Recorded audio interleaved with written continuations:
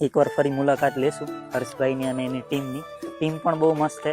બધા જે સેવાના કાર્યો કરે છે એ અત્યારના જમાનામાં આ બે બહુ યુવાન મુશ્કેલ વિશે હે. ભાઈ હું જણાવવા માંગીશ. હા આ બંને યુવાન ભાઈ, તમારી કેટલી ઉંમર છે અને તમારી કેટલી ઉંમર છે?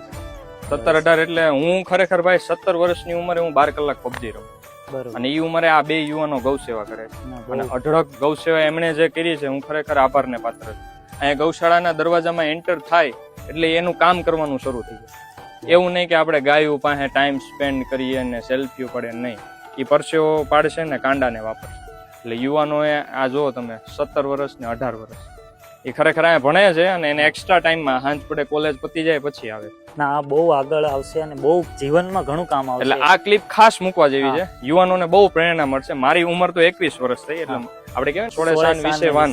તો મારામાં તો વાન આવી ગઈ છે, પણ હજી તો આ શાન વાળા જ છે. હજી આને એટલી હુજબૂજ નથી આવી, છતાંય ગૌ સેવામાં લાગી ગયા. યુવાનોએ ખાસ જોજો. ક્રિશ, તારી કેટલી ઉંમર છે? 19 વર્ષની ઉંમર છે. કયું વતન છે તારું? પાલીતાણાથી અહીંયા આવ્યો છે અને સતત ગૌ સેવા છેલ્લા 2-2.5 મહિનાથી અઢળક. સવારે ઉઠે, રાત્રે હુએ, એ વચ્ચે એનું એક જ કામ હોય, ગૌ સેવા. વાહ. અને આ આપણા ભાઈ છે, અત્યારે આપણી જે કેસરી ઘોડી છે એને ટ્રેન કરે છે ને હારોહાર અશ્વની સેવા કરે છે. એટલે રાજવીરભાઈ છે. ભાઈ તમારું કયું ગામ? જીરા. કયો તાલુકો, જિલ્લો લાગે? સાવરકુંડલા. એટલે ખૂબ સરસ.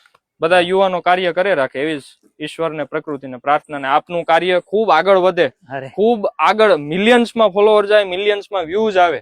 અને આ અશ્વ ગાવડિયુની એટલી અમે બનીએ એટલી બધા તરફથી પ્રાર્થના કરીએ કે તમે આવી જ રીતે જે ગ્રાઉન્ડ લેવલની વસ્તુ છે એક્સપ્લોર કરતા રહીએ. જય ગૌ માતા. બધાનો ખૂબ આભાર તમારા બધાનો કે આજે મને આ સ્પેશિયલ એક્સપિરિયન્સ કરાવડાયો. બાકી આવો એક્સપિરિયન્સ મેં મારી લાઈફમાં ઘોડે સવારીનો નહોતો કર્યો. ચલો, તો આવો હતો આજનો આ વિડીયો. ફરી મળશું આપણે કોઈ આવી જ જગ્યા સાથે. તો ચલો, જય શ્રી કૃષ્ણ.